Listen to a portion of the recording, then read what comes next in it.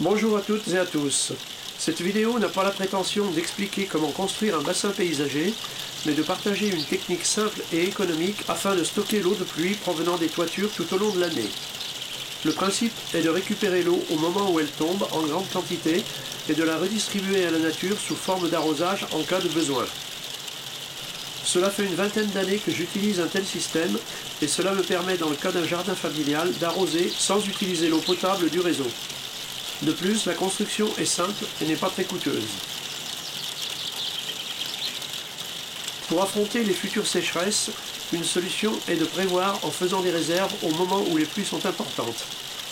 Il suffira alors de rendre l'eau à la nature au moment où elle en a besoin. Sachant qu'il suffit de 10 mm de pluie sur une surface de toiture de 100 m² pour obtenir 1 m3, c'est-à-dire 1000 litres, il est facile de récupérer petit à petit 10 à 20 m3 à ces moments-là. Pour ce stockage, les cuves de 1000 litres ou autres bidons risquent d'être nettement insuffisants, à moins d'en multiplier le nombre et le coût. La solution que je présente dans cette vidéo a été de creuser un ou plusieurs petits bassins avec un effort limité et pour un prix relativement faible comparé aux autres solutions. Cela fait une vingtaine d'années que j'utilise ces bassins et les chaleurs extrêmes n'ont ainsi que très peu d'impact sur les productions du jardin. On enlève d'abord la terre végétale sur toute la surface du futur bassin et on la réserve si elle est de bonne qualité.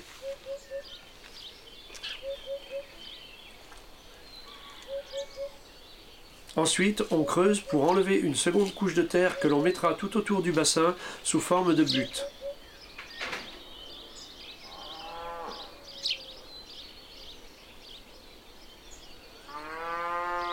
On peut ainsi obtenir une profondeur totale de 80 à 90 cm.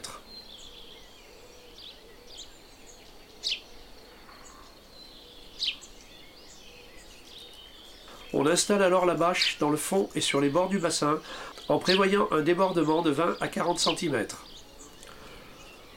On peut mettre au fond du bassin du sable ou de la sciure ou bien encore un feutre afin de protéger la bâche. Par expérience, une bâche classique doublée ou non fait très bien l'affaire et résistera autant qu'une bâche spéciale bassin.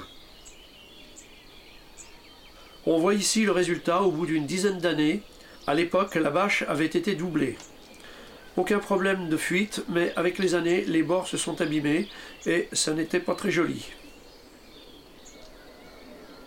La solution a été de construire une bordure tout autour pour cacher la misère autant que pour sécuriser les déplacements autour du bassin.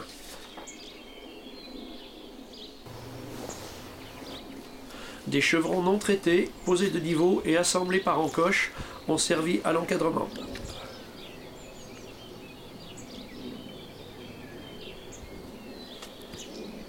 La structure a été recouverte de planches non traitées et grossièrement rabotées, fixées à l'aide de vis inox. Une largeur de bordure de 50 cm est suffisante, mais on peut prévoir plus grand afin de recouvrir et ombrager davantage le bassin. Pour la pose des planches, prévoir de les espacer d'1 cm afin d'anticiper une future dilatation. Pour cela, on peut utiliser des entretoises d'épaisseur 1 cm.